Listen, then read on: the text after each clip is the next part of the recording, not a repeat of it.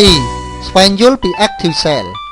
នៅក្នុងសន្លឹកការងារនីមួយៗរបស់ Microsoft Excel មាន column ចំនួន 16384 និងមាន row ចំនួន 1,048,576 ហើយដើម្បីឲ្យ Active Cell ផ្លាស់ប្ដូរទីកន្លែង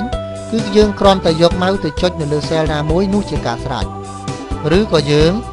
ចុចនៅលើ right arrow key ឬក៏ចុចនៅលើ tab ដើម្បីឲ្យ Active Cell លោតទៅមុខមួយ cell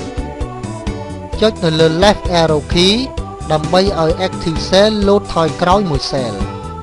ចុច Control ហើយនឹង right arrow key ដើម្បីឲ្យ Active Cell លោតទៅដល់ column ទី 19384 ចុច Control និង left arrow key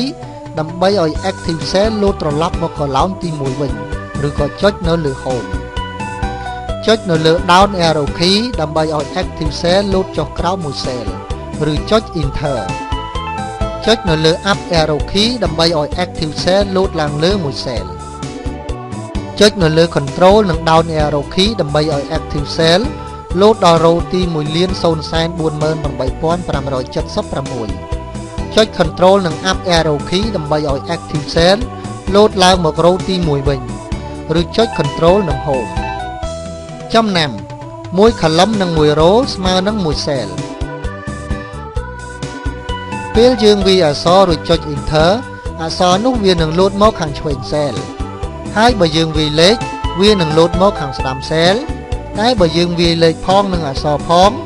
នោះវានឹងលោតមកនៅចំកណ្ដាល cell